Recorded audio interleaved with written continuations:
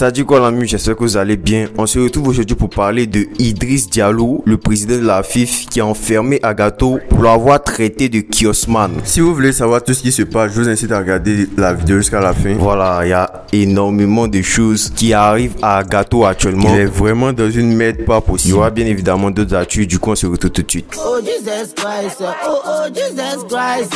Chaque matin je mange du rice, posé devant l'idée price.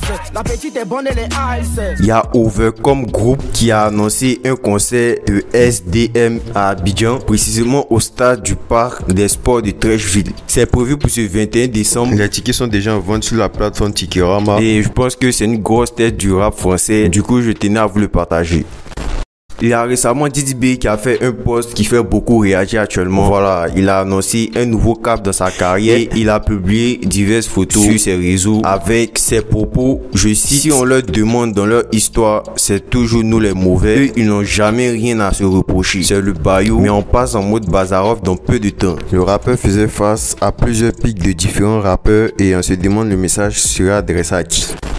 Selon plusieurs sources, le président de la Fédération ivoirienne de football aurait enfermé Agathon pour ses propos qu'il a eu lors de son précédent freestyle qui s'appelle Berdadero, que celui-ci a publié sur son compte Instagram. Eh bien, l'avocat de la FIFA a porté plainte contre Agathon au nom de monsieur Idriss Diallo, président de la FIFA, pour xénophobie. Xénophobie, c'est le fait d'être raciste, mais là, c'est entre deux peuples. Voilà, je pense que vous avez capté. Donc, la plainte a été déposée pour la phrase d'Agathon, son freestyle où il dit: le président de la FIFA, c'est un kiosman, il s'appelle Diallo. Président de la FIFA, c'est un kiosman, il s'appelle Diallo.